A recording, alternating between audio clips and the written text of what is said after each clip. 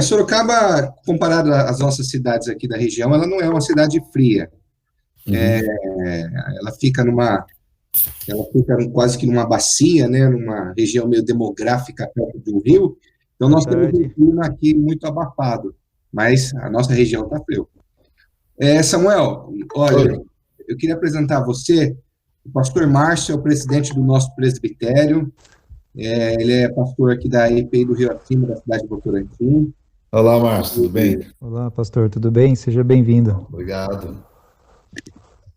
As pessoas estão entrando aí na nossa live, muitas Eu estou vendo pessoas. o pastor Ageu, o Edson, Leonardo Alves, Samuel. Isso. O pastor Ageu, ele faz parte aqui da nossa executiva também, é secretário. O pastor Edson Alcântara, ele é pastor do Presbitério de Sorocaba, pastor da igreja da IPI de Salto, de outro presbitério participando aqui conosco. Seja bem-vindo aí, Olá, Edson. Obrigado. Temos aí o pastor Jonathan, da IPI de Ibiúna, também nos acompanhando aqui. Temos o pastor Leonardo, da IPI Central de Votorantim. Temos aqui... Olá. Tudo bom, né, pastor Leonardo? Tudo bem. Temos aqui o Leonardo, é um carioca no meio do interior aqui. Aprendendo aí. Aprendendo a trocar o R de porta para outro R, né? Se for porta... Meu sogro foi pastor muitos anos em Votorantim, já é falecido, da IPB, né? Reverendo Samuel José de Paula.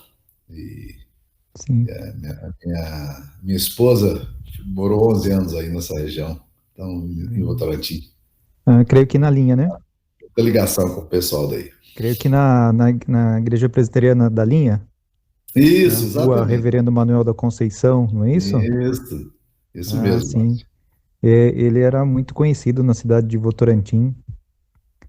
Era mesmo, porque ele andava de bicicleta para todo lado. Isso, eu ia mencionar a bicicleta. Parece que foram 15 anos de pastorado aí. Até as famílias que moravam em torno da igreja, que eram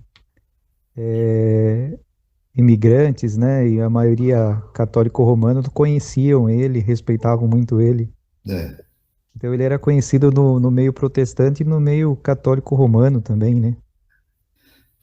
Ele foi um pastorzão, cara, né? Não era um grande pregador, mas em termos de pastoreio, era um homem muito envolvido no ministério. Sim, sim. Ele visitava a minha bisavó, ele gostava muito dela, visitava ela.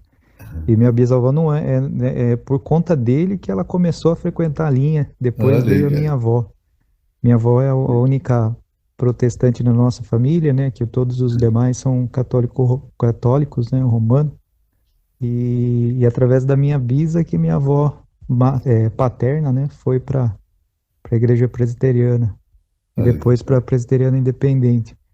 Mas começou através da minha bisa e começou através das visitas do reverendo Samuel. Era muito visitador mesmo, ele era fantástico, ele tinha uma alma pastoral maravilhosa, né? Ele era o que eu chamo de ovelheiro, acho que é um tipo de estilo de pastor que hoje é bem perdido, né? Sim. Aquele que gosta de tirar carrapicho de ovelha. É verdade, é verdade.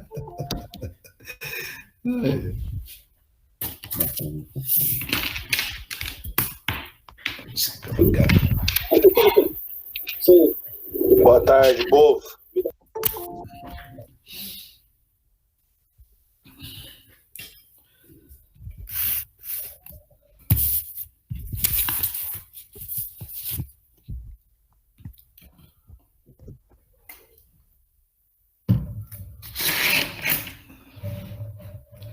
Sou muito amigo do pastor Silvio, Silvio Lobo, da IPI aqui em Anápolis. É uma alma maravilhosa, né? Ele, um coração fantástico, outro pastorzão também, né? Que bom. Silvio Lobo. É uma região que a gente não conhece, eu particularmente não conheço alguns pastores daqui. Muita gente entrando aqui, estou dando tudo permissão aqui. Mas aqui na nossa região, a gente tem uma boa convivência também com as igrejas presbiterianas do Brasil. Recentemente organizamos aí o culto de comemoração dos 500 anos aqui na cidade de Sorocaba, e foi um movimento muito bonito, porque reuniu todas as igrejas presbiterianas independentes do Brasil, igreja luterana também, e realizamos um culto único aqui numa região industrial aqui de Sorocaba. Então, graças a Deus, a gente tem uma boa convivência aqui com os irmãos também da Igreja Presbiteriana do Brasil, e aqui na nossa região de Sorocaba, a gente tem muita IPI, muita IPB, aqui é uma região onde o presbiterianismo é muito forte.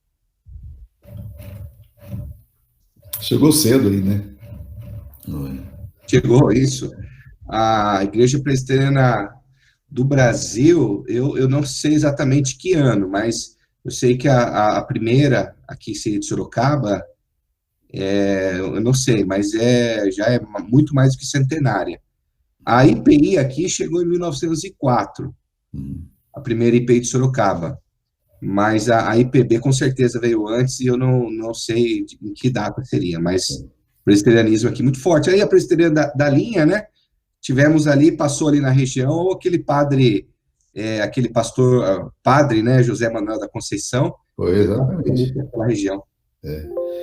Aí em Sorocaba eu tenho o Renato Camargo, né, gente querida demais, meu parentado da minha esposa, e o Alex. O Alex está na igreja de Filadélfia, né? Entendi. Nós temos igrejas presbiterianas no Brasil fazendo um ótimo trabalho, igrejas grandes, né? Bom, a gente convive com todos, graças a Deus.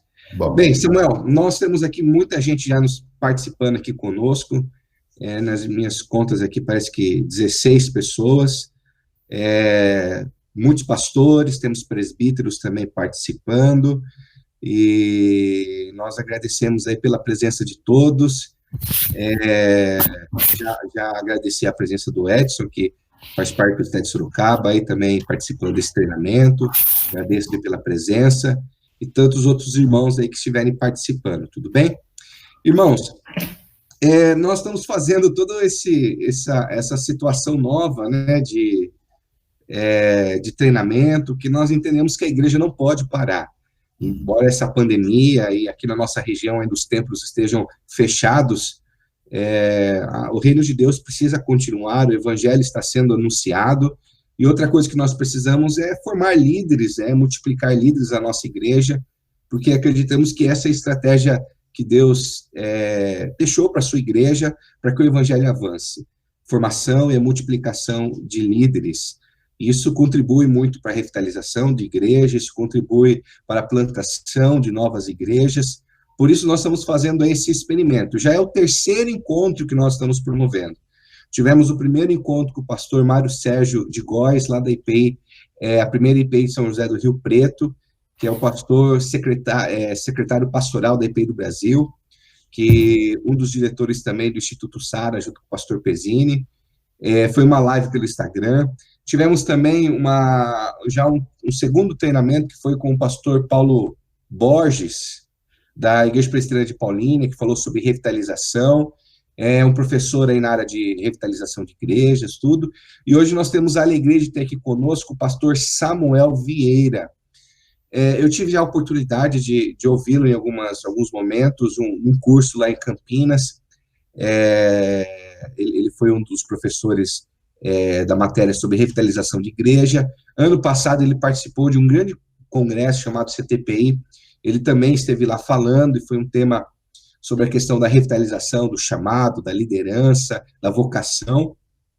E, coincidentemente, o pastor Samuel estará fazendo um treinamento com o presbitério, se eu não me engano, leste sorocabana, alguma coisa assim, e vai ser no meio da semana, só que é um horário para nós muito inviável, que é às 10 horas da manhã, se eu não me engano, quarta-feira, 10 horas da manhã. É isso mesmo. Mas ele também estará aqui virtualmente, realizando mais um treinamento entre os pastores aqui. Bem, eu queria agradecer muito pelos irmãos e irmãs que estão aqui conosco, muitas pessoas participando, nós temos pastores, presbíteros, temos a diaconisa aqui, Marilza, eu vi também um presbítero lá de Biúna, muita gente participando, pastores, então eu queria agradecer muito pela presença dos irmãos, tá bom? Eu só queria pedir mais gente chegando. Ótimo. Agradecemos aí pela presença de todos são bem-vindos aí nesse nosso encontro de treinamento através da plataforma do Google Meet. Nós estamos fazendo algumas experiências, para nós é tudo muito novo ainda, todo esse procedimento, nós estamos aí tentando achar as melhores estratégias. Fizemos 2 lives pelo Instagram, e agora nós estamos usando essa plataforma do Google Meet, que concede a nós uma maior participação, interação, tudo. Então, antes de dar a palavra para o pastor Samuel, eu queria apenas pedir algumas orientações, tá bom? Os irmãos podem deixar com as suas câmeras ligadas, não tem problema. Eu só vou pedir para os irmãos permanecerem, eu já vi que todos já pegaram esse comportamento padrão, né, que nós temos aprendido, que é manter o microfone desligado, tá bom? Até mesmo para não dar eco. E aí, nos momentos necessários de interação, o próprio Samuel quiser, ele dá um toque, aí os irmãos podem participar, ou até mesmo no final da nossa conversa, os irmãos podem fazer uma pergunta, tudo bem? Irmãos, eu estou com o meu WhatsApp aqui, os irmãos que tiverem meu WhatsApp podem escrever aqui para tirar alguma dúvida, ou até mesmo no chat aqui do Google Meet, os irmãos podem escrever, interagindo, e nós vamos tirando as dúvidas, tudo bem? Antes de passar a palavra para o pastor Samuel, ele vai se apresentar, vai falar aí do seu currículo, e depois nós vamos entrar aí no tema. Antes, eu queria chamar o pastor Márcio. Márcio, liga aí seu microfone e sua câmera. Queria convidar que o pastor Márcio fizesse uma oração. Sim, faço sim. Vamos orar. Senhor nosso Deus e Pai, nós agradecemos por esta tarde, agradecemos por este momento que o Senhor mais uma vez nos concede, e juntos aqui nos reunimos enquanto presbitério Itupararanga, e aqui há um número significativo de irmãos, de irmãs, que exercem seus ministérios, que exercem oficialato na Igreja do Senhor. Pedimos uma bênção especial para a nossa região, para as nossas igrejas, nesse momento tão delicado que nós estamos vivendo, que é esse momento de pandemia, que provocou um afastamento social de todos nós, da forma com que nós estávamos acostumados a atender o nosso rebanho, a nossa igreja, mas o Senhor também tem proporcionado outros mecanismos, outras possibilidades, como esta que agora usamos aqui, e que sabemos que também nos auxilia na propagação da Tua Palavra. Nesta hora pedimos uma bênção especial também para o pastor Samuel, abençoe sua vida, o seu ministério, o seu caminhar, a sua família. E que o Senhor esteja usando o irmão para que esteja passando os seus conhecimentos e a sua experiência pastoral a todos nós aqui. Em nome do nosso Senhor e Salvador Jesus Cristo, que nós oramos e agradecemos na certeza de que até aqui o Senhor tem sustentado as nossas vidas. Amém.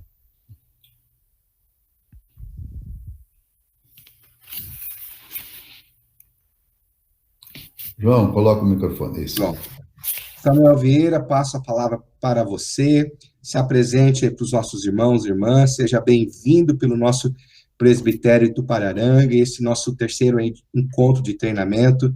Tenho certeza que as suas experiências há de nos abençoar nesse nosso encontro, tá bom? Nós estamos aqui passando friozinho, tem alguns irmãos de Biúna que com certeza está muito mais frio. Samuel Vieira já falou que o clima lá tá bom, então tá sem blusa, tá até sem blusa aí, né? Aqui a gente está passando frio gostoso. Bem, Samuel, se apresente e fique à vontade. Olá, pessoal. Eu, antes de mais nada, queria parabenizar a iniciativa.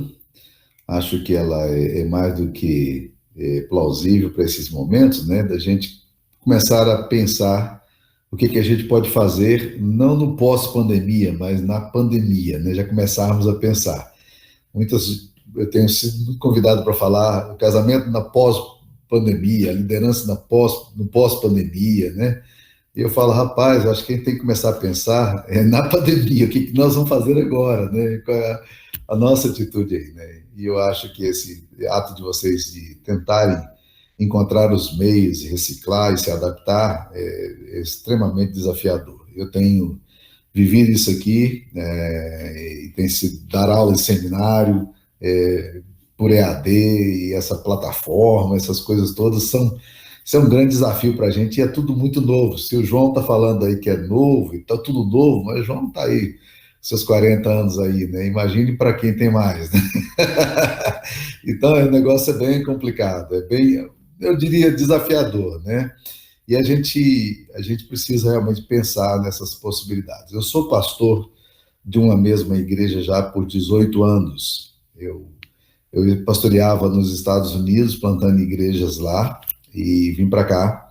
Hoje eu sou professor do Seminário de Goiânia, na área de liderança, plantação e revitalização de igreja, e sou pastor também na mesma igreja nesse tempo todo, e eu vim para cá para me envolver num processo de revitalização. A Igreja Central de Anápolis, aqui nós temos 14 igrejas presbiterianas do Brasil em Anápolis, temos umas 5 ou 6 IPIs também, uma cidade boa, cidade de quase 400 mil habitantes. E quando eu vim para cá, eu peguei uma igreja num momento muito complexo, porque a igreja tinha passado por 2 divisões em 5 anos. Em 1998, a igreja tinha passado por uma divisão e um grupo de liderança forte da igreja, muito conservadora, saiu da igreja dizendo que ia embora porque essa igreja da qual eu pastorei agora estava pentecostal demais e que eles queriam formar uma igreja presbiteriana mais ortodoxa, né? E de fato fizeram, né? A gente brinca com o pastor de lá, que é uma pessoa muito querida nossa também, dizendo que a igreja deles é tão conservadora que nem campainha, que ele coloca sempre campainha na porta com medo de que alguém bata palmas na porta da igreja, né? Nem na porta da igreja para bater palma, né? Eles é uma igreja uma liturgia bem conservadora, um homem muito querido, né? E em 2001, a igreja passou por outra divisão, porque o pastor que veio, ele bateu de frente com a liderança que tinha ficado, e ele saiu da igreja dizendo que a igreja estava fria demais, que ele queria uma igreja mais pentecostal, e levou um grupo de igreja das pessoas também, né?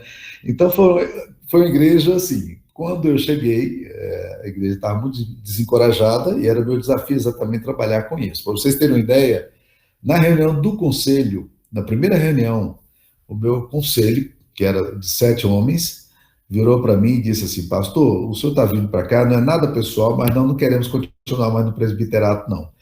Nós queríamos dizer para o senhor que nós queremos sair e tal, não sei o quê. Eu falei: se vocês todos saírem do presbiterato agora, né, o presbitério dissolve a igreja, você sabe disso, né? Porque aí não tem mais liderança, o presbitério intervém, então é isso que vai acontecer. Então aguenta um pouco mais, né? Estamos num momento aí e vamos manter isso aí. E foi ótimo, foi uma experiência boa. Deus foi aos poucos tratando a igreja teve uma reação muito positiva naquele ano. E para encurtar a história, nós nunca deixamos de ter menos de 60 novos membros num ano na nossa igreja, até hoje.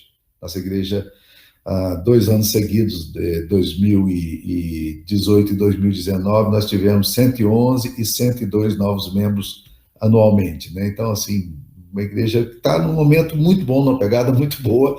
Eu não sei o que vai sobrar aí depois da pandemia, não, mas estava numa dinâmica muito boa. Nós somos hoje 1.372 membros da igreja, então estamos num momento bom. Mas Deus tem sido maravilhoso, não sei qual tem sido a experiência de vocês aí, mas mesmo na pandemia eu fiquei um pouco preocupado com a questão da igreja, todos os compromissos que ela tinha. Somos 7 pastores aqui, né? Somos 8 funcionários na igreja, e aí, tentando, meio preocupado, a minha esposa chegou e bateu no meu ombro e disse: bem, a igreja é de Jesus, você sabe, né?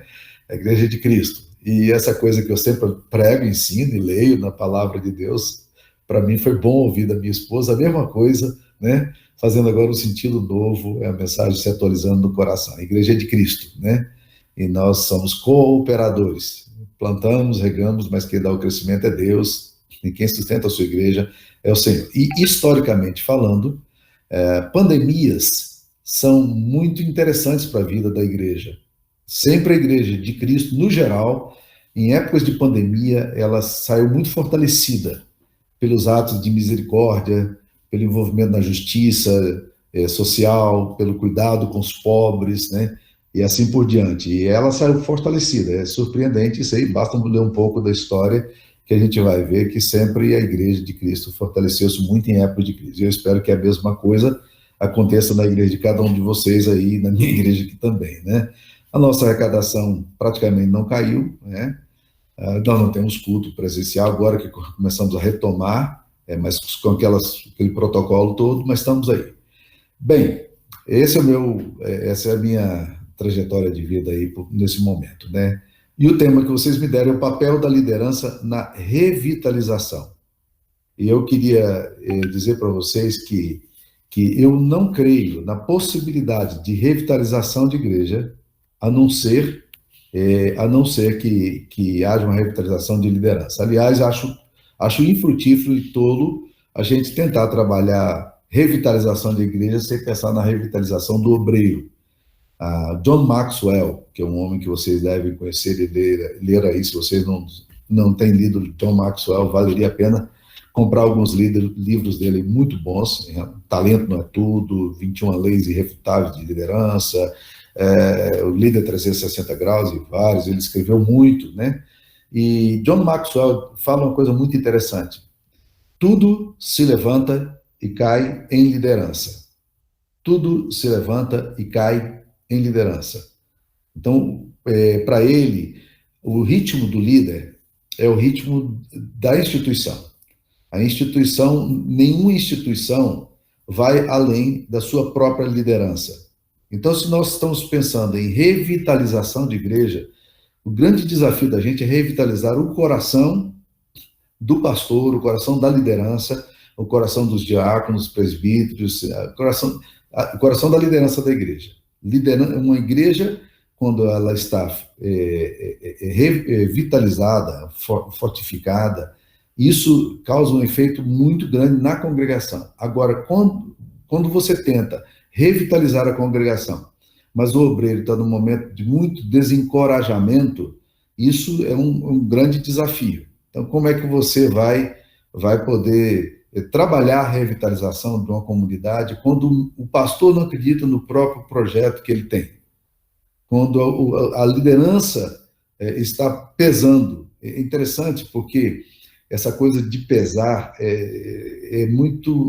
acontece muito no casamento. Existem mulheres e homens que eles pesam no relacionamento. Eles ficam calados, eles ficam mudos, eles não são agressivos, mas eles simplesmente pesam, né? Aí você tenta puxar, não dá, a pessoa tá sem energia, sem vontade, sem força, e ela se torna um peso. Então, quando você tenta tratar a revitalização da igreja sem considerar essa questão da revitalização do obreiro, o resultado é um fiasco, né? Não tem como você caminhar.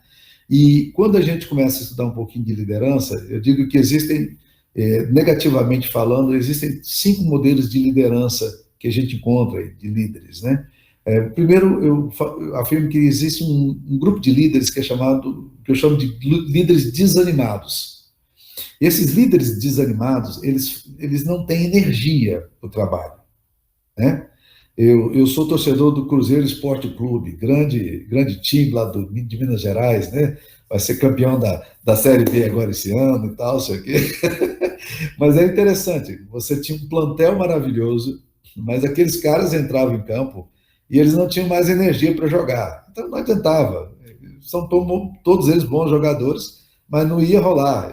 Havia um desencorajamento inerente daquele time, ele estava desanimado. Neste caso, eu até diria que eles não estavam desanimados. E eu vou para o segundo grupo, que é o grupo que eu chamo de desencorajados. O grupo dos desanimados é aquele cara que realmente ele não tem, em inglês a gente usa uma expressão chamada guts, né? Ele não tem vísceras, ele não tem arranque. Você dá a tarefa para o cara, mas ele não vai, ele não tem energia, ele não tem ânimo. O desencorajado, ele é um pouquinho diferente. É o cara que sabe como fazer e faz as coisas, mas chega um determinado momento que ele emburrece, né? Desses termos brasileiros, às vezes, são muito jóias, né? Eu já vi o termo enfesado, já ouviu falar do termo enfesado? E você já parar para pensar o que significa um cara enfesado? O enfesado, literalmente, é um quadro clínico, médico, de antigamente, que a pessoa estava cheia de fezes, e era isso mesmo.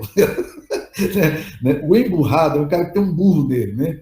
Ele fica desanimado, desencorajado. Ele olha o que tem a fazer, mas ele já tentou fazer. e não deu certo. Então, tudo que ele pensa em fazer, fala, não adianta tentar fazer. Não é que ele era desanimado antes. Ele era até um cara empolgado, até disposto para fazer.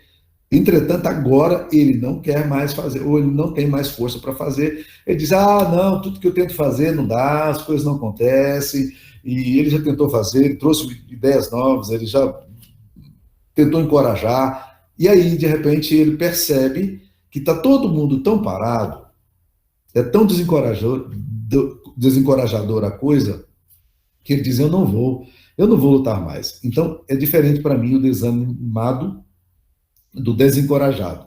O desencorajado é aquele que tem uma experiência negativa no campo ou na vida, e ele, então, agora, ele se conforma com a mediocridade. Mas medíocre agora, porque medíocre é o mediano, né? Ele se contenta com muito pouco, porque ele simplesmente não quer fazer. Não é porque ele não queria fazer. Ele não quer fazer, ele não quer mais ir e sofrer a reação da comunidade, a oposição e as pessoas não vindo e ele tendo que fazer as coisas. Aí ele para, é o desencorajado. Existe um terceiro tipo de líder aí que eu chamo de displicente. O displicente é um cara competente, é um cara que sabe fazer as coisas, mas ele é preguiçoso, ele não quer fazer, né? Quando você trabalha com obreiro preguiçoso, com liderança preguiçosa, rapaz, é complicado. A Bíblia diz uma coisa interessante sobre a preguiça, entre muitas coisas que Provérbios fala, eu gosto dessa, né? Diz assim, o preguiçoso diz, há um leão no meio da rua. Há um leão no meio da rua. Não vou sair não, porque não tem um leão ali, né? Então, o preguiçoso, ele vai pela linha do menor esforço, ele faz o mínimo, eventualmente ele se dá bem. Por quê? Porque ele é um cara competente, né? Ele faz o mínimo possível, mas ele é um cara competente, às vezes não é, mas às vezes é competente, e pode até se dar bem, levar o ministério, né? Boa parte das igrejas hoje estão vivendo no platô delas, afirma-se que 80% das igrejas estão no platô ou declínio, então, essa é uma estatística, mas em muitas igrejas, se você mantiver o platô, está tudo ok, né? Então ele faz o mínimo mesmo, ele não quer ser desafiado, ele não quer desafiar, porque isso dá trabalho, né? E Provérbios 14:4 diz, não havendo bois, o celeiro fica limpo, mas pelo mexer dos bois, a abundância de cereal. Então ele diz, não tendo boi aqui não vai dar trabalho, mas ele não quer colheita também não. Ele simplesmente quer manter, é o displicente. E você tem um outro quadro que eu chamo de quadro do obreiro deprimido, né? O obreiro deprimido, ele está doente, né? Nós tivemos um caso aqui de um colega nosso, no nosso presbitério, que ele começou a apresentar um quadro de lentidão, de morosidade, e daí um pouco ele estava catatônico, e ninguém conseguia diagnosticar o que está deprimido, vai para o psiquiatra, dá remédio, aí ficava mais deprimido, e ele queria trabalhar, ele não queria perder o campo, ele estava com medo de perder o salário dele, o presbitério sustentou ele e cuidou dele, né? Mas ele não conseguia reagir, e ele, depois de 1 ano e 8 meses nesse quadro catatônico dele, ele morreu, ele faleceu, né? Uma experiência bem pesada, perdemos um colega novo aqui, né? 42 anos, num quadro catatônico, né? Aí é um caso de depressão, você tem que levar para o hospital, né? Você precisa de ajuda, né? Precisa de orientação, né? As igrejas presbiterianas independentes e presbiterianas do Brasil, em geral, elas têm uma certa proteção aos obreiros, né? Que numa situação como essa, mas em alguns quadros e algumas denominações não há nenhuma preocupação com isso, mas é uma pessoa que precisa de cuidado, né? Precisa de atenção, precisa de proteção. Então, nós precisamos pensar nisso aí também, né? E temos o quadro do obreiro ou da liderança, que eu chamo de quadro do descrente, né? Pastor descrente. Essa semana, eu não tenho aconselhado quase ninguém presencialmente, mas havia um rapaz aqui insistindo comigo para se reunir presencialmente, eu me reuni com ele lá na igreja, né? Ele é um missionário, ele é um homem muito simples na abordagem dele, mas faz um trabalho bonito, né, de cuidado com pobres e com o ministério urbano, e não é um pastor ordenado, ele cuida, ele é um homem muito amoroso. E ele chegou e ele desabou, né? Ele falou para mim, logo de cara, com lágrimas, ele disse assim: eu estou cansado de ter fé. Estou cansado de ter fé. E eu entendi exatamente o que ele estava me falando. Eu fui muito solidário a ele, né? Estou cansado de ter fé.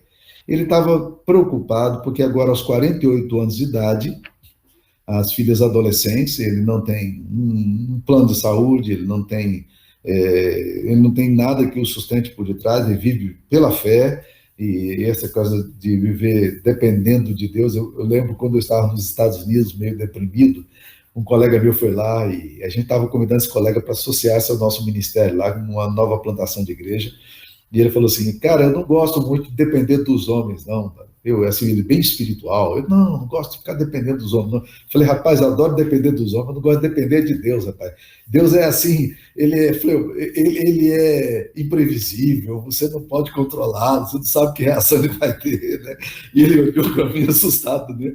Então, quando esse obreiro, esse missionário falou para mim: estou cansado de ter fé, eu entendi exatamente o que ele estava dizendo. Há uma música que diz o seguinte, daquela cantata Eram 12, é uma música que diz: o que fazer se o coração não consegue mais crer o que sabe ser verdade? Eu gosto muito dessa frase. O que fazer se o coração não consegue mais crer no que sabe ser verdade? Quando nós não sabemos mais, nós não estamos mais potencializados em relação à fé. A fé não nos desafia mais, a oração.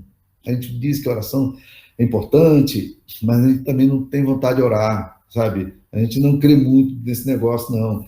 A gente a gente afirma que a Bíblia é a palavra de Deus, na autoridade das Escrituras Sagradas, na suficiência da Bíblia, mas na prática a gente vai vivendo um dilema tremendo. Então, aí, é um quadro, um cenário meio complexo, né?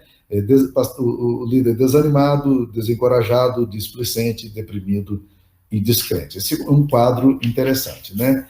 Quando isso acontece, você tem algumas coisas que começam a brotar na liderança, que desencoraja e faz com que você perca a vitalidade para poder trabalhar a revitalização na própria igreja, né? Uma atitude comum quando você está despotencializado é o que eu chamo de atitude de vitimismo, né? Eu não sei se você tem tendência a ser vítima, a se achar vítima, mas eu já vivi situação de vitimismo muito forte na minha própria vida, né?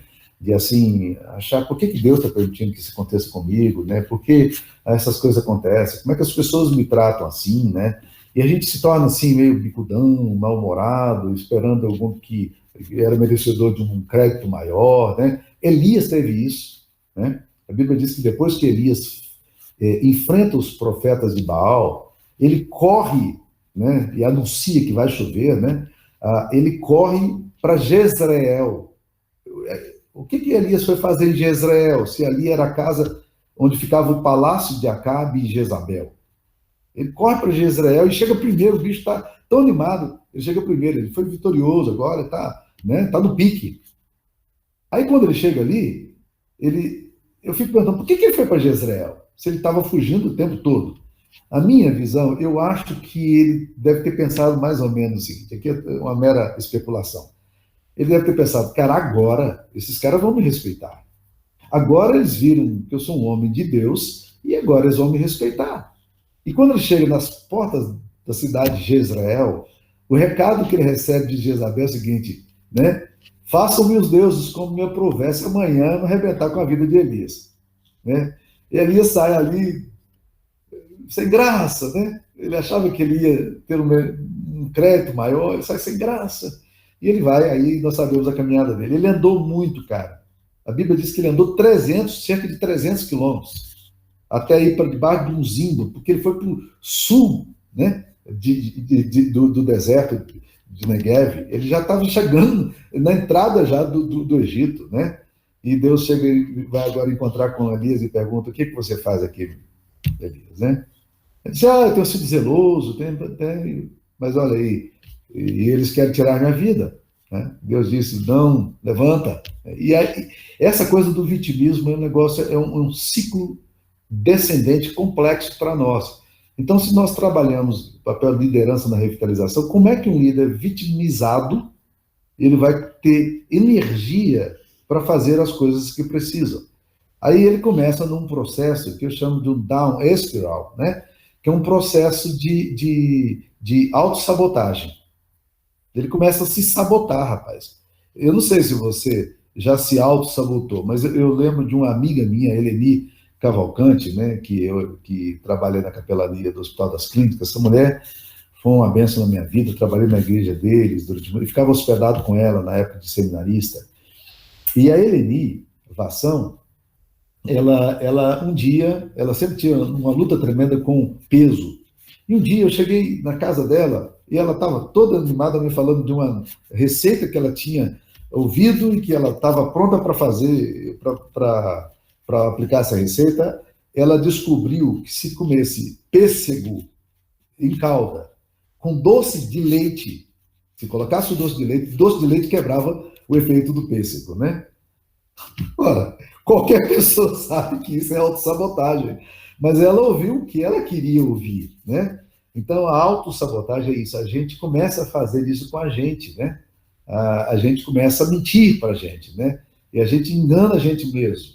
Né? A terceira coisa que acontece nesse processo aí é que a gente também começa a transferir responsabilidade. A gente começa a culpar o sistema, quando as coisas não vão bem, a gente começa a culpar o povo, culpar o líder, culpar a denominação. É muito comum a gente encontrar pessoas com muita raiva da denominação, né? Na minha igreja eu encontro muitos pastores assim com muita raiva da denominação.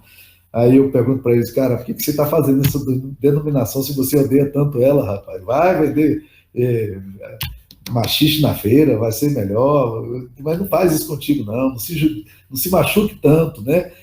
Deus vai te usar em qualquer situação, mas não faz isso com você. Mas é uma transferência de responsabilidade, isso acontece com todos nós. E a gente se torna passivo-agressivo. A gente não faz, está mal-humorado, a gente não faz. Quando alguém chega querendo fazer alguma coisa e propõe fazer alguma coisa, a gente se torna reativo, né? Não vai dar certo, tá? O outro, a gente não quer que o outro também faça. Isso é atitude do passivo-agressivo. Então, nessa transferência de responsabilidade, esse é um processo, uma atitude que a gente tem, né? E a gente cria também o que eu chamo de pensamento mágico, né? A gente acha que as coisas vão acontecer porque, de alguma forma, vai acontecer. E a gente faz isso. O Steve Jobs, né? Eu li a autobiografia dele, ele fez exatamente isso com o câncer dele. Ele morreu com câncer de pâncreas, mas os estudiosos afirmam que o biógrafo dele afirma que ele não morreria de câncer de pâncreas se ele tivesse cuidado dele.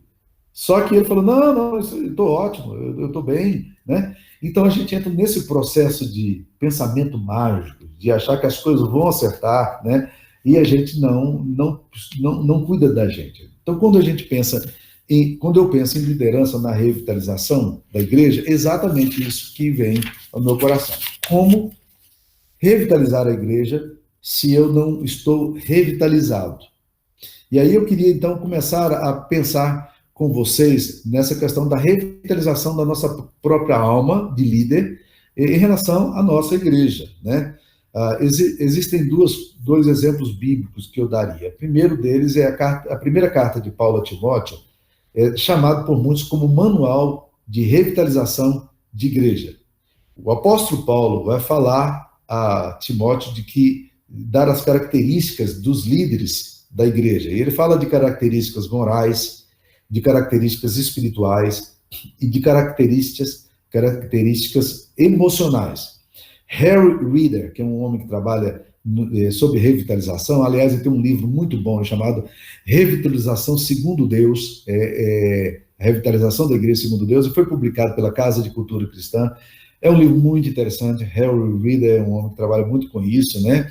E ele afirma o seguinte, que Deus quer construir a liderança em cima de três coisas, que é o caráter, o conteúdo e a competência. O caráter é inegociável, que tem a ver com aquilo, com a forma como você lida com a vida, verdade, autenticidade, honestidade. O conteúdo é aquilo o que você sabe sobre o que você vai fazer, e a competência é a capacidade de corresponder à tarefa que lhe é dada, né? Então, a qualidade dos líderes é colocada de forma muito clara ali na primeira carta de Timóteo por Paulo. Quando você vai para o livro de Apocalipse, você percebe que Deus, quando vai falar para aquelas 7 igrejas, né, as 7 igrejas ali que estão todas na Turquia, né, as 7 igrejas do Apocalipse, 2 anos atrás eu estive na Turquia, andando naqueles lugares ali, e é muito interessante. Hoje não tem presença cristã nenhuma ali, é muito islâmica a coisa, né, tem mesquita para tudo quanto é lado, né, mas quando Jesus escreve a carta, para revitalizar aquelas igrejas, para quem que ele escreve? Ao anjo da igreja em Laodiceia, ao anjo da igreja em Tiatira, ao anjo. Ele tá enviando a carta para os líderes, ou para o líder da igreja, que provavelmente era o pastor. É como se ele dissesse, olha, a responsabilidade é sua. Eu quero que você entenda isso como a sua responsabilidade. Estou escrevendo a você. Então, a palavra de Jesus é voltada para a liderança. Se nós pensarmos em revitalização, sem considerar a revitalização da igreja, sem considerar a revitalização do obreiro, a gente vai ter muita dificuldade em qualquer processo de restauração e de revitalização. Então, como estou falando a líderes aqui, talvez o grande desafio que você esteja enfrentando na sua igreja hoje não seja exatamente o desafio da sua igreja.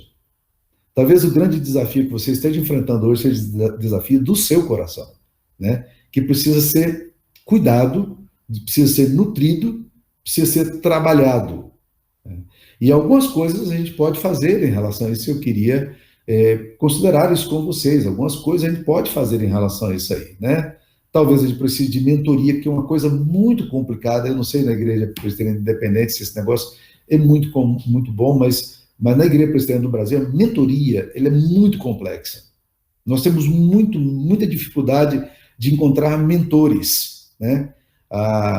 Alguém que possa, do lado da gente, nos ajudar nas nossas próprias dificuldades, com as quais a gente tem a facilidade de realmente conversar. Então, mentoria ajuda muito a gente. Ter um amigo verdadeiro, alguém que esteja encorajado, alguém que esteja e caminhar. Outra coisa que ajuda muito é você andar com pessoas também que estão tendo vitórias, né? Pessoas que podem também falar um pouco da dinâmica da vida. Isso nos ajuda. Nós precisamos de ter pessoas do nosso lado para encorajar o nosso coração. E nem preciso falar das disciplinas espirituais, porque essas você conhece bem, né? Eu gosto muito de uma frase que aconteceu, que é citada pelo Brennan Manning.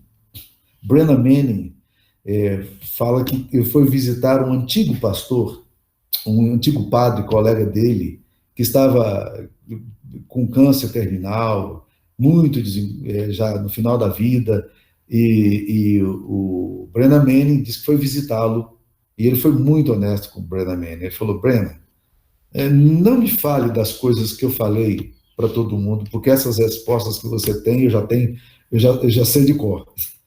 Às vezes acontece isso, né? Dizer para você, ore, meu irmão, jejue, vida de oração, leitura da palavra, volte às práticas devocionais, isso tudo você sabe, são práticas devocionais, mas parece que isso não está conseguindo fazer em você, surtir em efeito, o efeito que você precisa. E nessa hora, ter alguém do lado nos ajuda muito, né? Porque uma igreja não pode ser revitalizada se ela não tem líderes revitalizados. O Harry Reeder trabalha muito sobre isso. E ele diz 3 coisas sobre líderes que eu acho muito jóia. Ele fala assim, bons líderes aprendem com o passado, mas não vivem do passado. Segunda coisa, bons líderes vivem no presente, mas não se acomodam ao presente. Aí ele fala, eles não são termômetros, mas eles são termostatos. Ele diz, o termômetro apenas reflete o ambiente ao redor. O termostato muda o ambiente. E, em terceiro lugar, ele fala, bons líderes olham para o futuro, mas não esperam por ele, né? Por isso que hoje, quando vocês estão trabalhando aí, sem falar em pós-pandemia, eu gostei muito, porque a minha expectativa é de que o tema viesse revitalização na pós-pandemia. E eu já ia dizer, gente, não vamos pensar em revitalização na pós-pandemia, não. Vamos pensar na revitalização agora, né? Eu queria fazer um pouco de desabafo para vocês, porque eu aprendi que sucesso gera competição. Rick Warren fala isso, né? Mas fracasso gera comunidade. Eu sou o pastor da igreja aqui, tem uma equipe que trabalha comigo, como eu falei, né? E essa pandemia, ela fez um mal imenso para o meu coração. O meu filho nasceu, o meu primeiro neto nasceu nos Estados Unidos, minha esposa foi na frente para acompanhar a minha filha, eu iria logo em seguida, passagem comprada, e quando eu iria, não fui, né? E a minha esposa ficou presa nos Estados Unidos, não podia voltar, e foi assim aquele caos ali no mês de março, abril, e aí, de repente, eu tive que ficar 2 meses e 25 dias, né? Isolado aqui no isolamento social, né? Sem a minha esposa. Rapaz, Deus foi muito bom comigo, porque o meu irmão tem uma fazenda e me chamou e disse, vamos para a fazenda? Né? Mal sabia ele e mal sabia eu que eu precisava desesperadamente ir para a fazenda. E a pandemia não me fez muito bem. Por quê? Porque a pandemia tirou de mim, né, 2 coisas que eu, como pastor, gosto de fazer. Profeta gosta de pregar, né? E, de repente, o espaço de pregação você não tinha mais, né? Pastor gosta de ovelha, e de repente relacionamento, e eu descobri que eu gosto de relacionamento, mesmo que seja relacionamento superficial. Aliás, eu adoro relacionamentos superficiais, né?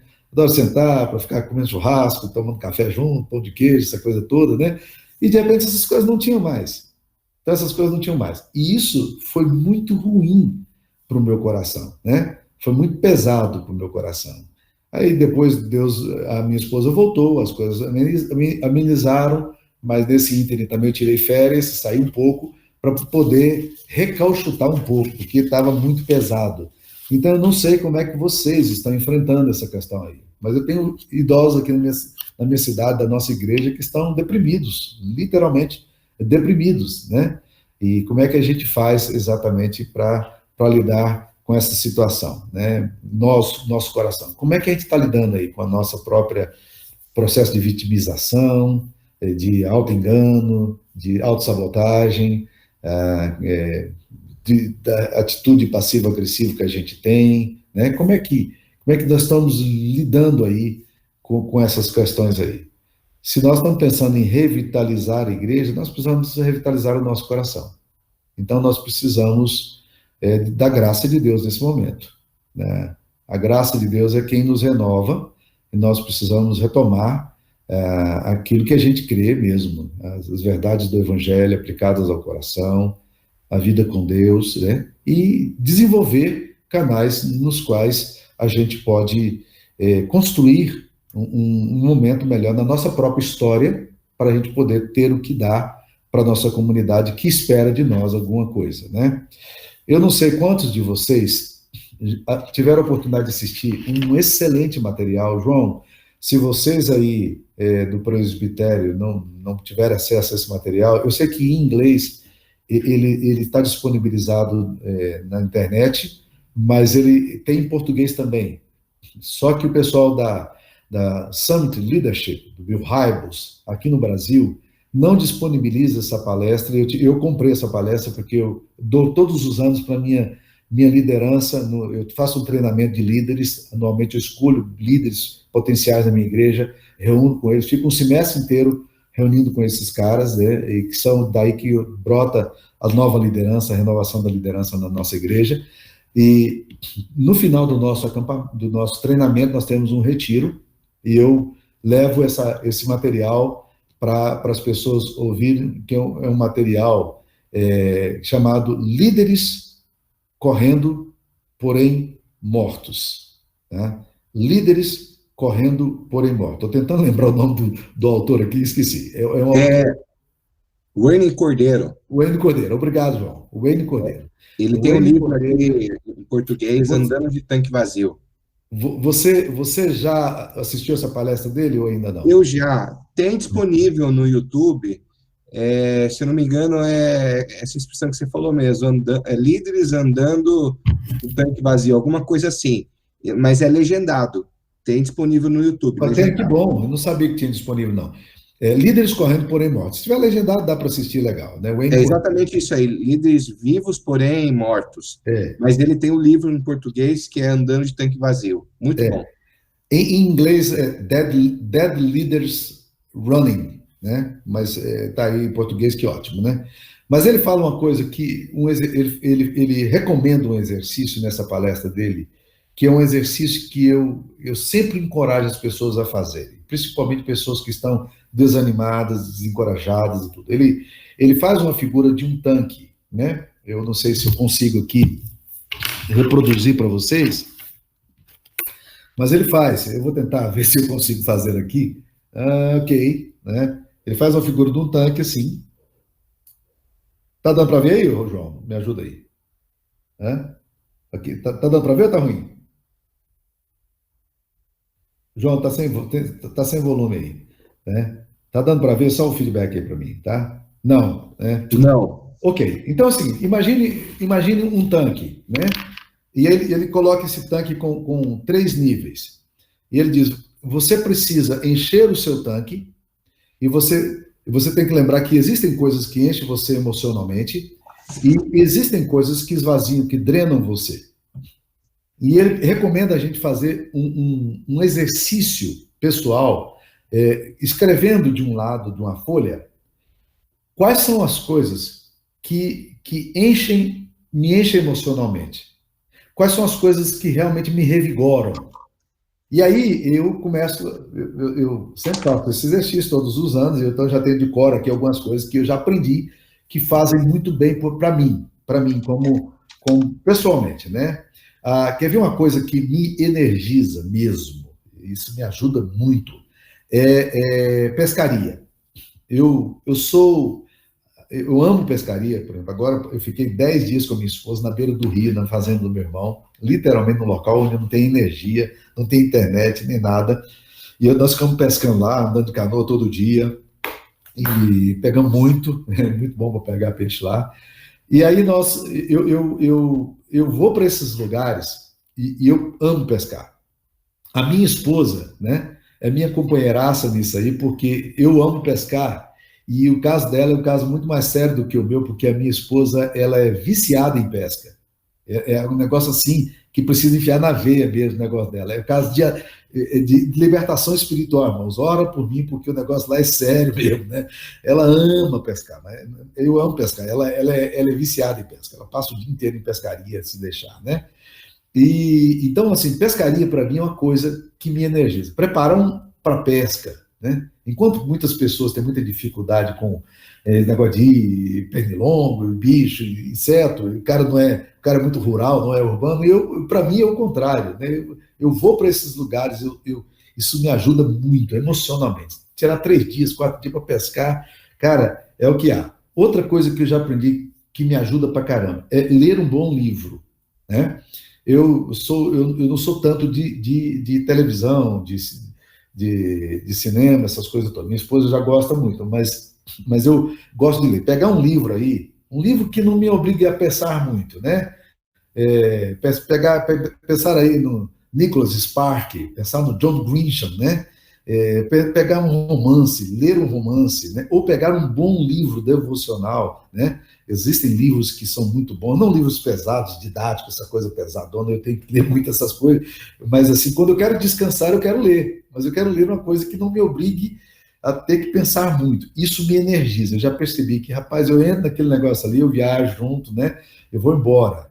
Outra coisa que eu aprendi que é muito importante para mim, e isso não é retórica, não, é verdade mesmo. Eu preciso de um tempo, todos os dias, meu, ali para ler Bíblia, para orar. Eu preciso, se esse tempo não vem, Assim, um tempo em que eu possa estar ali fazendo, mas sem a preocupação de acabar, porque eu tenho outra coisa. Se eu, por exemplo, estou fazendo a minha devocional, mas às 7h30 eu já tenho um compromisso, e eu já acordei 7 horas, aí esse negócio aí, para mim, não dá descanso. Eu preciso de um tempo maior. É uma coisa minha, e isso faz parte da minha psique. Isso é bom para o meu coração, né? Isso me energiza, isso é muito bom. Viagem. Pegar o carro, né? Sair, né? Às vezes nessa época mesmo, assim, pegar o carro, vamos sair aqui, eu saio com a minha sogra que mora comigo, com a Sara, vamos andar, a gente vai para a cidade vizinha aqui, né? Vocês têm muitas cidades bonitas aí na região, aqui eu não tenho tantas, né? Mas eu saio de carro, vou gastar gasolina, né? 2, 3 horas rodando de carro, né? Gasta bastante gasolina, como tá barato, né? Aí vai lá. Essas coisas me fazem bem. Agora, o que me drena? O que me drena? Aí ele fala, se você não encher o seu tanque, você tem que encher emocionalmente o seu tanque. Porque lá embaixo está sempre drenando. O que drena você? O que rouba a sua vitalidade? Samuel, ó, eu fiz mais ou menos... Aí, ótimo. Aí, ficou ótimo. Você está conseguindo ver, é mais ou menos o desenho que ele faz, né? É isso. Então, se fosse o tanque, aquilo que enche e aquilo que esvazia, que esgota. Vocês conseguiram ver mais ou menos, né? Tá joia, beleza. Agora eu queria que você fizesse aquelas 3 linhas que ele faz, para a gente poder trabalhar os 3 pontos que ele dá para nós aí, João. No tanque ele faz uma linha, se você esvazia um pouco o tanque, e não está enchendo, gera o que ele chama de estresse. Então, nessa primeira linha, você pode colocar estresse, né?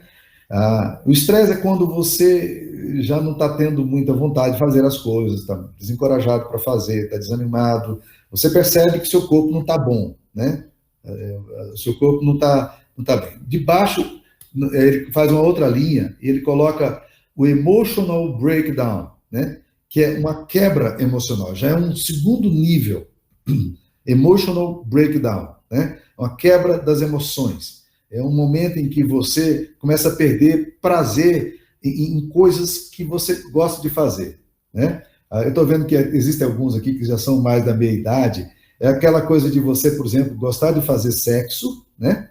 Mas de repente você fala, rapaz, esse negócio dá muito trabalho. Então, assim, você já não está com vontade de fazer nem aquilo que você gosta de fazer, né? Então, começa a ter um emotional breakdown, essa coisa de você... E, por último, é o burnout, que é um termo mais conhecido, né? Quando você realmente queimou os seus fusíveis, e aí quando você chega nesse nível do burnout, nessa hora, cara, quando você está queimado, os seus fusíveis queimaram mesmo. E aí não adianta o descanso, você sair no final de semana para descansar e pescar. Você foi muito, né? Está muito vazio o tanque. Então, ele diz o seguinte, se você não encher o seu tanque emocional, se você não colocar o tanque emocional para manter cheio e vai só tirando, né? Esse tanque seu esvazia. E daqui um pouco você vai ter muita dificuldade de recuperação. Talvez seja o que aconteça com muitos pastores, com muitos presbíteros, porque a coisa chegou num nível em que não tem mais o que sacar. Emocionalmente não tem mais o que tirar. Eles estão realmente no nível para lá do razoável, do suportável, né? Então, se nós pensarmos em termos de liderança, eu queria encorajar muito vocês realmente a pensar em vocês. Como é que estão vocês? A gente não pensa, mas isolamento social, principalmente para as pessoas que estão ficando mais idosas, esse negócio, rapaz, há estudos para isso aí, o negócio é bravo, tá? O distanciamento social já é ruim. O meu irmão, a minha mãe está com 84 anos, meu pai com 86, meu irmão tem 65 anos, ele estava com tanta vontade de dar um abraço da minha mãe, que ele fez uma cena bizarra. Ele tinha uma capa tinha um plástico de um colchão na casa dele, ele foi na casa da minha mãe, ele parou na frente, colocou aquele negócio de plástico em cima dele, se vestiu totalmente e entrou dentro de casa e pediu para a esposa dele filmar, né? Temos a filmagem disso aí. E entrou dentro de casa para abraçar minha mãe dentro do plástico, para não ter perigo de contaminar minha mãe, se ele, por acaso, tivesse com a Covid-19, né? Como é que está você? Analise seu próprio coração. Como é que você está? Falar em revitalização de igreja, a gente pode falar muitas coisas, né? Eu nem entrei em revitalização de igreja hoje, né? Estou aqui pensando na liderança, né? Pensando em vocês, pensando em mim. Nós precisamos nos cuidar, né? Esse negócio não é fácil, né? E se a gente está vindo de uma história de uma igreja com a qual a gente está lutando muito e as coisas não acontecem, vai acontecer o que se deu com meus líderes aqui quando eu cheguei. Todos eles, na primeira reunião do conselho, jogaram a toalha e disseram: nós não queremos ser mais presbíteros. Nós não queremos mais ser presbíteros. Nós estamos cansados, né? Agora, o presbítero, ele sai da igreja, se ele está no nível de estresse, ele sai da igreja e ele tem a vida dele e vai embora. E nós? Mas você pode sair também, claro que pode. Mas você depende de recursos da igreja, você é assalariado, e aí o compromisso é muito mais complexo, né? Eu acho que é por aí, João, o que Deus tinha colocado no meu coração aqui para compartilhar com vocês, eu queria deixar aí. Quem sabe a gente bater um papo aí, conversar um pouco sobre essas coisas e fazer um ping-pong aí de verdades e de ideias, né? E trazer algumas perguntas, quem sabe, ou algum encorajamento aí um para o outro. Então, abre o parlamento aí. Quem quiser, é só abrir aí o seu microfone, né? Fala, e a gente vai falando, e a gente vai brincando de ideias, né? Samuel, primeiramente eu queria agradecer, tá bom? Sua experiência aí, Deus abençoe ricamente, foi um tema muito importante. De fato, a gente lida aí com o desafio hoje de uma liderança, às vezes, desmotivada, frustrada, decepcionada, e, como você disse, né, a liderança é o teto da igreja.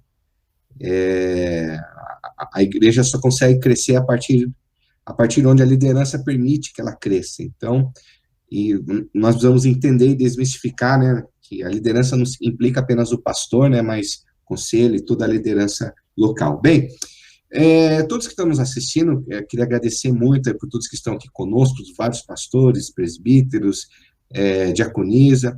Eu vi alguns pastores, até de outra denominação, entrando aqui na nossa videoconferência. Sejam todos bem-vindos, tudo bem? Eu só queria pedir, nós temos o chat lá, eu queria que você colocasse lá o seu nome, para a gente até ter uma noção, e depois a gente compartilhar quem está conosco, tá bom? Então, se você está nos assistindo, pastor até mesmo de outro presbitério, eu vi alguns entrando, saindo, coloque lá, eu vi que o Edson já colocou, alguns presbíteros puderem também colocar, tá bom? Então, eu queria, os irmãos quiserem fazer uma pergunta, vão se preparando aí, eu já queria aproveitar que meu microfone já está ligado e disparar na frente, entendeu? Samuel, eu até me lembro de uma vez, olha só, o pastor Damicísio, perdão, eu vi aqui, Damicísio, o pastor Marcelo, ele me avisou que nós temos um pastor da igreja presbiteriana renovada aqui de Sorocaba, que bênção, Deus abençoe, querido, que bom ter ele aqui conosco. Samuel, e lembrando também, o link dessa palestra, do Wilner Cordeiro, ele está no chat, tá bom? Nós temos tem essa palestra excelente, que o Marcelo colocou aqui o nome que está no vídeo, Líderes Vivos, porém Mortos, alguma coisa. Líderes Correndo, porém Mortos. Isso mesmo. Correndo, porém só clicar lá, só que está legendado. Mas é muito bom, porque a palestra é muito dinâmica, o pastor é muito divertido, muito bem-humorado, é muito edificante essa palestra, tá bom? Bem, Samuel, eu me lembro até uma vez de ouvir você de uma experiência. Nós lidamos hoje, muitas vezes, dentro das igrejas, e eu achei que muitos estão aqui conosco podem compartilhar, a gente lida com a dificuldade de liderança. Aqueles que estão liderando, muitas vezes estão cansados, frustrados, doidos para pular fora do barco. E muitas vezes a gente não consegue achar novos líderes. Muitas vezes essa nova liderança de jovens, até mesmo de jovens adultos, Samuel, eu tenho essa cara de acabado, tá? Mas eu tenho 31 anos. Eu estou superestimando você aí, ô João. Mas a gente lida, né? A gente lida com uma nova geração de que não quer assumir, não quer segurar o boi à unha, né? O boi com a unha. Como que você fez? Você lidou com um conselho que a maioria queria pular fora do barco quando você entrou diante de uma divisão. Como a gente consegue, de alguma maneira, revitalizar os que já estão e trazer novos líderes que possam contribuir na revitalização da igreja? Irmãos, podem participar, tudo bem? Marcelo falando que ninguém disse. Estou vendo aí. Se vocês quiserem até fazer a pergunta aqui no chat, pode fazer, que aí eu também faço, mas se quiserem também pedir a oportunidade, escreva aqui, eu quero fazer uma pergunta, aí eu passo a palavra, tá bom? Você, Samuel, responde aí, resolve essa questão básica. João, a gente precisa... Eu tenho um programa constante na minha igreja de treinamento de novos líderes. Eu tenho uma palestra no YouTube como descobrir novos líderes na igreja. Tá disponibilizado aí, né? Eu posso até dar o link depois para você, para passar para o pessoal. Mas eu tenho um programa sempre, anual, de tentar descobrir novos talentos na igreja, novas pessoas. E quando eu vim para cá, e o meu conselho jogou na mesa que não queria mais participar, eu disse, olha, nos Estados Unidos, que é uma coisa que eu acho fantástica, na PCA, Presbyterian Church in America, você não tem um pastor, o presbiterato, o presbítero, quando vence o mandato, ele não pode ser reeleito imediatamente. Ele tem que passar um ano no sabático. Então eu falei assim, por que a gente não adota essa mesma postura? Todos os presbíteros da nossa igreja, eles vão passar por um sabático depois de vencido o mandato, né? E eu consegui isso na minha igreja. Eu não recomendaria nenhum de vocês para fazer isso aí, por quê? Se você estiver em crise com o seu conselho e resolver fazer isso, sabe o que o conselho vai falar? Que você está sabotando eles e que você está querendo tirá-los da liderança. Então o tiro sai pela culatra.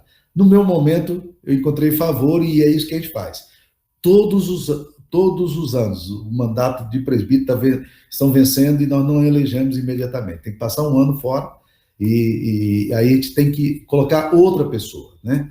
Então, eu tenho um programa constante de treinamento de líderes. Eu tenho esse programa, o meu programa começa aqui com um jantar em minha casa que eu ofereço, eu faço o jantar, né? É o dia que eu peço a minha esposa para ir embora, ela diz, eu posso ajudar em quê? Diz, você quer me ajudar mesmo? Arranja aqui as coisas, aqui bonitinho, coloca bonitinho aqui, e some daqui, vai para o cinema, que eu não quero você aqui em casa hoje eu vou cuidar dos meus homens aqui, né? E aí eu faço o jantar para eles e a gente começa a caminhada. É uma caminhada de um semestre que a gente faz aí. E eu fico tentando descobrir pessoas na comunidade que são líderes potenciais. É um exercício constante porque o líder potencial não é aquele que já é líder, mas é aquele que você olha para ele e você diz, cara, este cara, se ele vier, pode ser um ganho muito interessante. Alguns me frustram, né, no treinamento, outros correspondem, além das minhas expectativas, no treinamento. E eu faço, então, esse treinamento contínuo. Eu já tenho uma lista, e esse ano eu não estou sabendo exatamente como operacionalizar isso, e provavelmente não vou ter esse ano, mas eu tenho uma lista aqui de 14 nomes. Quando eu vou convidar esses caras, eu convido eles pessoalmente, cada um deles, falo do projeto, falo que estar comigo nesse programa é uma caminhada pastoral, né?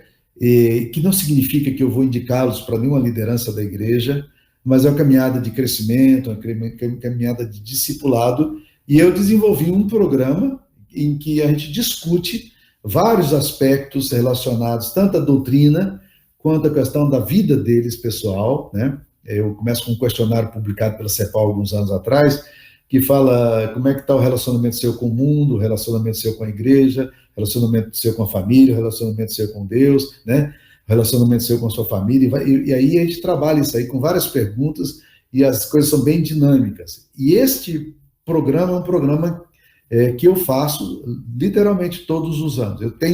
Eu fico tentando descobrir talentos, é fundamental, porque uma das características de uma igreja que está passando por revitalização é que essa igreja ela renova sua liderança.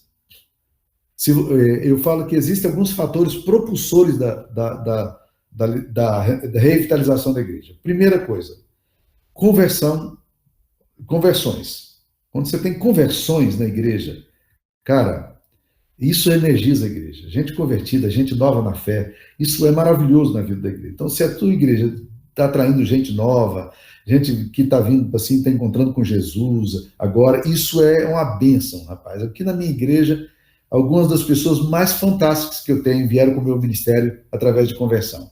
Aí esse é um fator. Segunda coisa que eu falo, e vem logo em seguida, é a capacidade de renovar a liderança. Um dos problemas de igrejas que não revitalizam é que ela não acredita na possibilidade de você ter renovação de liderança.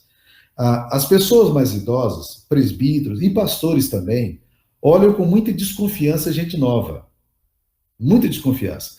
E aí, quando o meu conselho começou a ficar meio assustado com os novos, eu disse o seguinte, gente, o processo aqui é um processo daquilo que Jesus disse.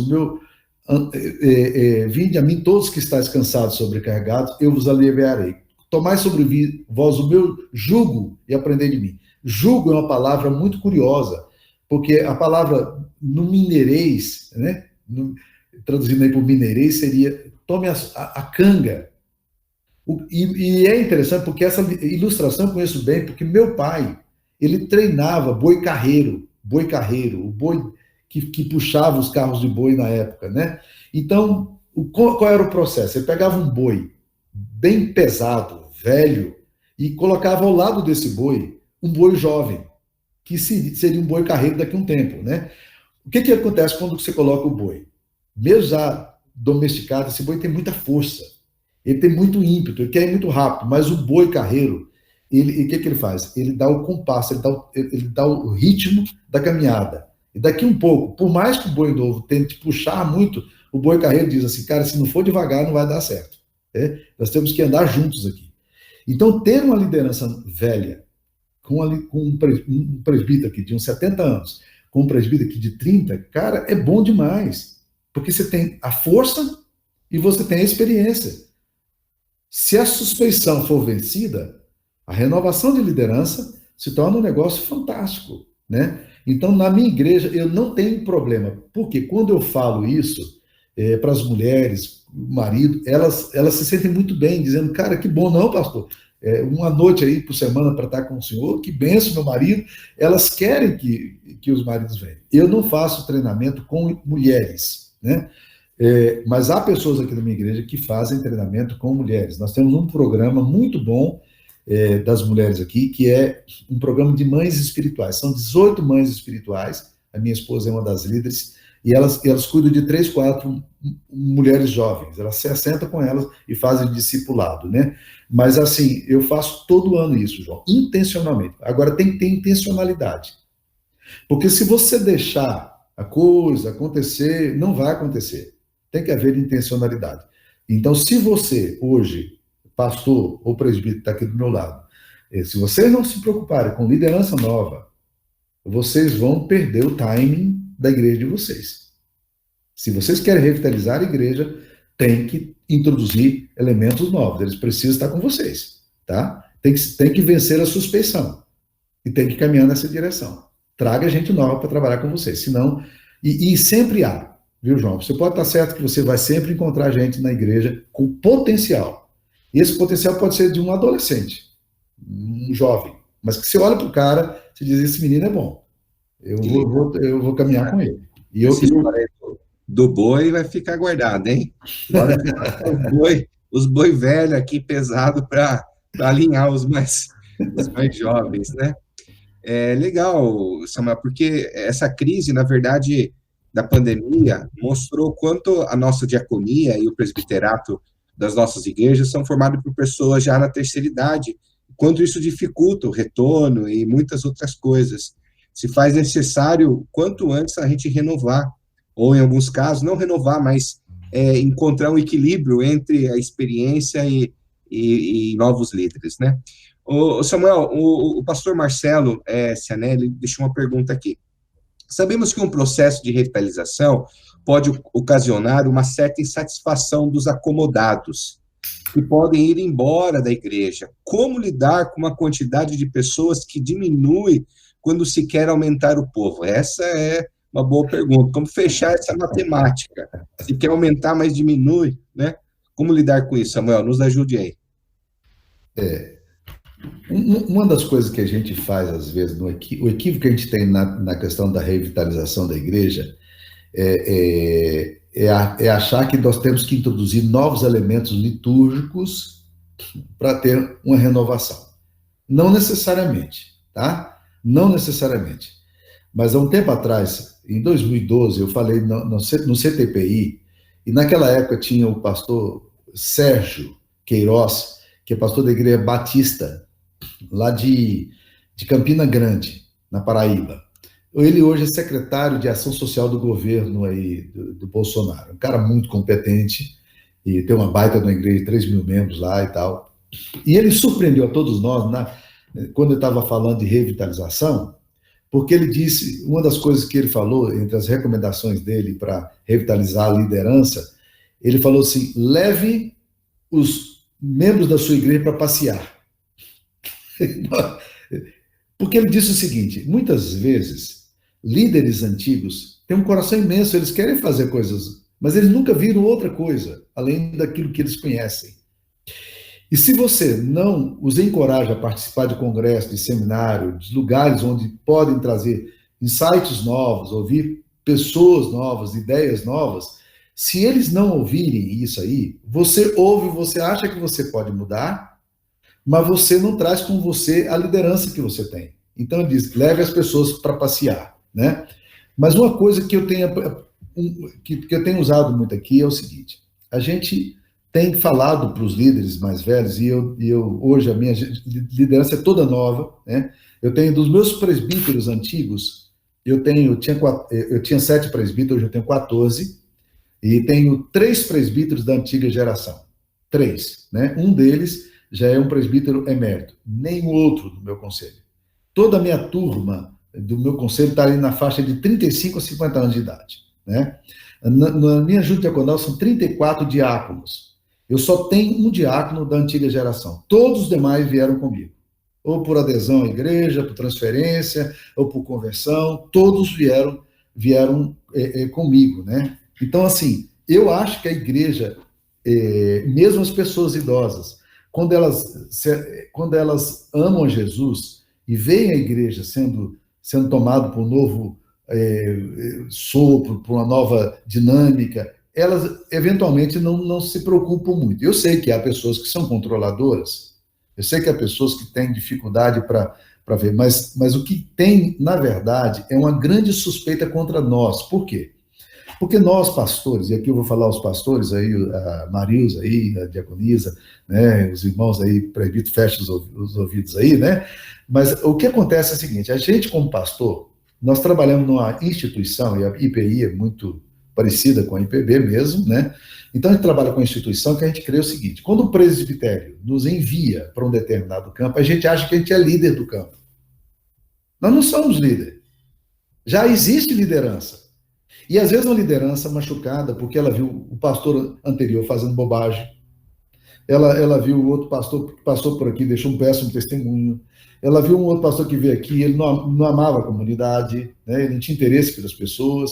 Então, assim, as pessoas estão com uma forte suspeita, principalmente se mudou muito o pastorado nos últimos anos, elas estão com uma forte suspeita sobre o pastor que chega. Você chega na igreja, você é mais um, cara, que eles não sabem se pode confiar ou não em você. Eu ouvi de um presbítero meu, né, que inclusive está internado no hospital hoje aí, com um outro problema, não é Covid não, mas ele chegou para mim na cara dura e disse para mim e para minha esposa o seguinte: eu não quero fazer amizade com vocês, porque todos os pastores que vêm para cá, eles, sabe, machucam a gente. Foi o que ele falou, né? Aí a Sara falou para ele: não, mas não tem problema não, se eu fosse olhar assim também, eu já não teria amizade com ninguém da igreja, mas está tudo certo. Resultado, isso foi vencido, foi superado, mas há uma suspeita muito grande. Então, olha a estatística aqui. A estatística diz o seguinte: que você se torna líder de uma igreja local depois de 7 anos. Porque quando você chega na igreja, já existe liderança lá. Isso se em 7 anos eles não te mandarem embora, né? Se em 7 anos você não fizer alguma coisa errada, e aí a liderança que já existia, que se sente dona, e até mesmo por proteção, é uma questão de cuidado, ela toma de novo a rédea da coisa e não deixa você caminhar. Os líderes, em geral, na medida em que você vai caminhando com eles e eles vão tendo confiança em você, eles vão dando mais liberdade. É um processo. É um processo. Então, você vai se tornar líder da igreja em duas situações. Primeiro, é se tiver um tempo mesmo que as pessoas não te mandaram embora e as pessoas superaram as diferenças que tinham e as desconfianças. Segundo, se você conseguir formar uma nova comunidade que vem com você. Isso aconteceu comigo aqui rápido. Por quê? Porque em 3, 4 anos eu acho que eu tinha uma liderança muito forte na minha igreja, mas em 3, 4 anos nós já tínhamos nós já tínhamos aqui cerca de 200 novos membros na igreja. Era o mesmo tanto de membros de igreja que tinha antes, quando eu cheguei. Então, em 3 anos, 4 anos, nós já tínhamos, em 4 anos, nós tínhamos mais membros de fora do que de dentro. Mas, assim, a coisa feita com amor, com respeito e tudo, você se torna um líder. A igreja vai começar a olhar para você com respeito quando você conseguir evidenciar para essa igreja de que eles podem deixar o respeito para você. E agora eu vou falar aos presbíteros e às diaconisas que estão aqui. E aos pastores idosos, que se tiver alguém aí, eu já estou numa fase de transição de pastorado, eu estou com 61 anos e daqui 3 anos eu quero deixar o pastorado com outro obreiro, já tem um cara trabalhando comigo nesse sentido. Eu penso que liderança, renovação de liderança, é como uma corrida de 4 por 100. Para mim, a corrida mais perfeita que tem. É aquela corrida de revezamento. Na corrida de revezamento, o cara tem que correr e passar o bastão. Mas para passar o bastão, existe um tempo em que ele tem que passar o bastão. O cara de trás está vindo em alta velocidade e o que está aqui na frente, ele começa a correr para pegar a mesma velocidade daquele cara. Então, eles têm que estar bem sincronizados para o cara passar o bastão para ele. Não pode deixar cair o bastão. Tem um período, uma faixa delimitada que ele tem que passar. O bastão tem que ser passado em velocidade, tá?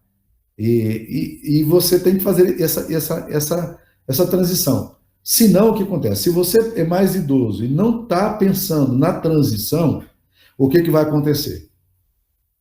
Passa do tempo. Passa do tempo. Eu estive falando num congresso para pastores da Igreja Presbiteriana Renovada lá em Rondônia. Você tem com aqueles pastores jovens, uma turma boa, cabeça boa, coração bom. E aqueles rapazes me disseram o seguinte: a nossa igreja, a Igreja Presbiteriana Renovada, eu vi que tem um pastor da Igreja Renovada aí, ele disse o seguinte: a nossa igreja tem o seguinte perfil: nós somos uma igreja nova, mas 80% dos pastores têm mais de 50 anos. A nossa igreja, a Igreja Presbiteriana do Brasil agora, tomou uma decisão que eu falei: isso aqui é burrice. Porque tinha, aos 70 anos, era a compulsória, os pastores tinham que parar o ministério, né? 70 anos. E agora não tem mais limite. Eu falei: nós vamos ter muito, muito, muito problema. Porque o pastor, ele nunca acha que está na hora de parar, né? E, eventualmente, com um cara com 70 anos, pode continuar. Não tem problema nenhum. Mas ele nunca sabe a hora de parar. Ele não tem senso crítico. E depois é o seguinte: a maioria dos pastores não tem plano de aposentadoria.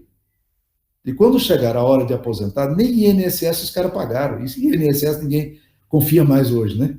Então, o que vai acontecer? Eles vão ficar na igreja sem perceberem, até por uma questão de conveniência financeira. O negócio é complicado. Você sair, você ganha aí, sei lá, 5 mil reais, 7 mil reais, 10 mil reais, e de repente você vai voltar para ganhar do INSS 2.500. E aí, como é que você vive? Como é que você mantém a sua família? Você não tem planejamento. Então, os pastores vão se apegar cada vez mais, e isso vai impedir a renovação da liderança da nossa igreja. Não tem uma igreja com pastores velhos e a igreja está precisando ir para frente. Então, tem que haver liderança, troca de liderança, renovação de liderança, e é bom quando há honra para fazer isso com honra. Senão, também machuca demais e fere demais. Ai, Senhor amado, hein?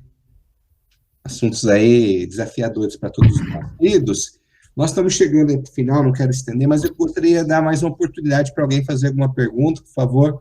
Se alguém gostaria de fazer alguma pergunta, pode aí ligar o microfone direto mesmo e fazer. Não? João, um antigo professor meu, professor de teologia sistemática, ele dizia o seguinte: quando os alunos não perguntam, eles entenderam tudo ou não entenderam nada. Eu vou ficar com a primeira, tá? Acredito que todo mundo entendeu tudo. Eu confesso que tem palestras que a gente fica a fumaça saindo assim, sabe? Até a gente conseguir encaixar tudo, né? E realmente, você tocou em muitos assuntos, talvez seja um desafio de muitos dos nossa liderança, a questão da vitimização, né? Tem muitos presbíteros, pastores, diáconos que lidam com a igreja nesse papel de vítima, né? Eles odeiam a igreja e amam a igreja no mesmo momento e acabam sendo, às vezes, uma liderança doente. Ó, o presbítero Milton, que é um presbítero já que pode continuar muitos anos sendo presbítero ainda, tá, Milton? Vai ficar tranquilo, não foi para você, não. Ele falou que ele entendeu tudo, que bom. Deixa eu ver aqui, ó, o pastor... Minha idade, Milton. Ó, o Milton com 61, então tem lenha ainda para queimar. Pelo amor de Deus, Milton, segura mais tempo aí. Tem o segura pastor... mais tempo, João. João, segura mais tempo, mas não se apegue ao poder, viu, Milton? Segure mais tempo, mas não se apegue ao poder. Comece a sonhar com homens que podem assumir contigo aí o ministério, meu irmão, tá? Porque é um desafio bonito e importante para a nossa vida. Nós precisamos encorajar isso. E eu acho importante lembrar isso aí. Você está indo, agindo, trabalhando, mas é bom pensar, se você não renovar, você não cumpre plenamente o seu papel de líder na igreja local. Ótimo. Eu vi que alguns ligaram aqui o microfone, se quiserem fazer uma pergunta. O pastor Damicésio, né, lá da Igreja Renovada, participando conosco, seja bem-vindo, pode fazer a pergunta. Deixa só, eu perdi a ordem aqui, segura um pouquinho, o pastor Agil pediu primeiro, deixa eu só fazer aqui, não, é só uma orientação, pede para abrir as câmeras, perfeito. Pode fazer, pastor Damicésio, corrige a gente aí, fica à vontade. Isso, Damicésio, obrigado, João. O pastor Samuel, prazer em revê-lo, acho que o senhor não lembra de mim, tive aulas com o senhor... No seminário renovado aqui, ué. Isso, Seminário Presbiteriano de Anápolis. O senhor falou de pessoas novas, né, para revitalizar a igreja, para dar aquele gás, e assim, a gente tem encontrado dificuldade nas novas pessoas para serem alcançadas, porque por essa questão toda que foi comentada, de líderes cansados, desmotivados, então como atrair os primeiros, né, novos? Chegam, mas não é suficiente, ao meu ver, são poucas pessoas que chegam, às vezes. A maioria das igrejas tem tido dificuldade em novos convertidos. E a pergunta sua, Damicésio, seria qual? Qual o primeiro passo que vocês deram, ou qual a orientação para que a igreja se abra para isso, né? Para entender novamente a missão dela, o objetivo dela de ser igreja, em buscar novas vidas? Damicésio, eu acho o seguinte, lembra que eu falei que o primeiro fator que eu considero de revitalização da igreja são novos convertidos, ou novos membros, pessoas que chegam de fora, né? E você tem que orar realmente para Deus te dar gente nova, cara. Porque quando Deus te dá membros novos na igreja, pessoas que estão chegando, estas pessoas, elas desafiam os antigos, né? Elas desafiam os antigos. Os caras que mais desafiam a minha igreja aqui hoje são aqueles que chegaram depois, né? E os antigos gostam de ser desafiados por essas pessoas. É muito mais fácil do que a gente, como pastor, desafiá-las. Então, ore para Deus te dar frutos de conversão mesmo. Bota um foco intencional nessa questão de alcançar novos membros. E outra coisa, a minha igreja cresce muito com pessoas, eu diria que hoje 65% das pessoas que estão chegando na minha igreja são pessoas que estão ou cansadas da igreja de onde vieram, ou desigrejadas mesmo. Existe muita gente desigrejada aí, que está desigrejada por frustração, por desengano, e que se encontrar um pastoreio bom, amoroso, cuidadoso, elas virão para a igreja também. Elas vão elas vão se envolver com a comunidade, elas precisam de pastores, né? E eu creio, Davi César, que nós hoje, na nossa realidade, eu acho que as igrejas, nossas igrejas, que são igrejas mais históricas, elas estão no melhor momento delas. Porque há um cansaço muito grande hoje com igrejas neopentecostais. As pessoas não aguentam mais essa abordagem pastoral, manipulativa, de profetadas e tal, essa coisa de pegar dinheiro. Elas não aguentam mais isso. Quando elas e são convertidas, quando elas encontram um pastoreio bom, pastores sérios, amorosos, rapaz, elas ficam com a gente, sabe? Elas ficam com a gente. Então, cuide das pessoas novas na sua igreja, invista o seu tempo nelas, e Deus vai dar graça aí para ter gente nova chegando, tá? E aí, essas pessoas novas, elas energizam as pessoas velhas que estão na comunidade. Desafio, tá? As pessoas velhas. Perfeito. Okay, obrigado. Agradeço aí pelo Dami César aí participando conosco, aí, que Deus abençoe nosso pastor colega. Queridos, mais alguém?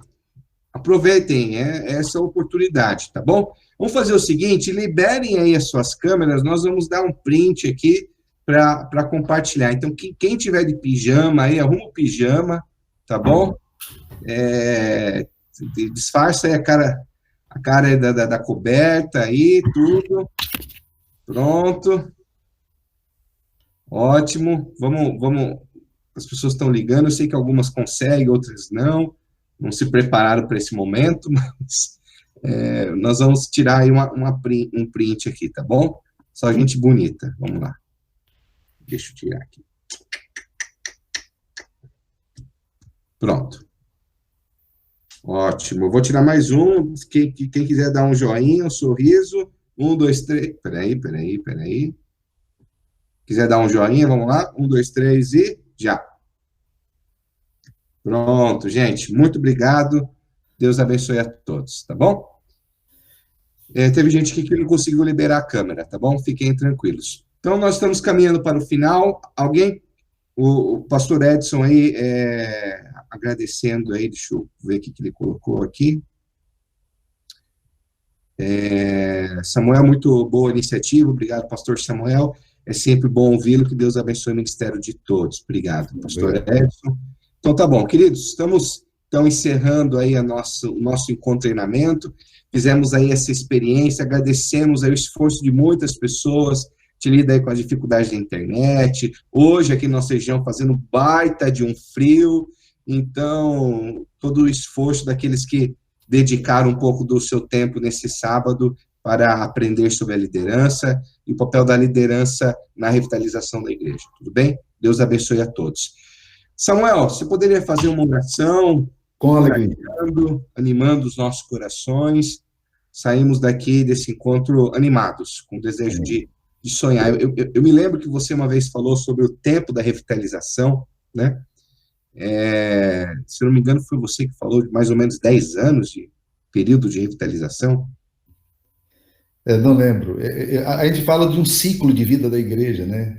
E toda igreja passa por ciclos, né? E ela tem essa fase que pode ser uma fase mais prolongada ou não, né? Mas eu não falei, eu não lembro de ter falado de uma estatística assim, não. Mas eu falo de ciclo, mas não de tempo assim, não. Porque eu acho que igrejas podem revitalizar mais cedo ou não, né? Eu acho que a igreja revitaliza, ela realmente se torna... Não, a gente se torna líder da igreja depois de 7 anos, estatisticamente falando, ou quando a igreja, a maioria das pessoas que chegam, você tem a maioria da igreja que veio com você, né, seu pastoreio. Aí você então, tá? Agradeço muito aí. Samuel, faça uma oração encorajando e intercedendo pela liderança desse nosso presbitério, de outros que estão participando conosco. Pai, nós precisamos de ser renovados no Senhor. O Senhor precisa renovar nosso coração, o Senhor precisa, Deus, refrescar nossa alma, dar descanso ao coração cansado em tempos de pandemia. Nós temos um cansaço que está muito além da nossa própria compreensão, mas em nome de Jesus, ó Pai, que o Senhor nos ajude os meus irmãos, meus colegas, dando, Deus, graça aos seus corações também, dando alegria a cada um deles em servir, aos presbíteros, diáconos, pastores, cada um deles, ó Deus, que a misericórdia e a graça do Senhor esteja presente. Fala conosco, Pai. Sopra um vento novo no nosso coração e na nossa comunidade. Usa-nos, ó Deus, para a glória do Senhor. Abençoe esse presbitério, a iniciativa dos irmãos, e que eles sejam, Deus, orientados pelo Senhor. Que a gente possa ver a graça do Senhor se manifestando de uma forma bonita, poderosa na vida de cada um deles. Em nome de Jesus nós pedimos. Amém, Senhor. Amém. Deus abençoe a cada um. Obrigado aí pelo tempo. Paz. Deus abençoe, queridos. Fiquem com Deus. Pastor Samuel, muito obrigado, meu. Deus abençoe ricamente, Senhor. Abraço a todos. Na paz.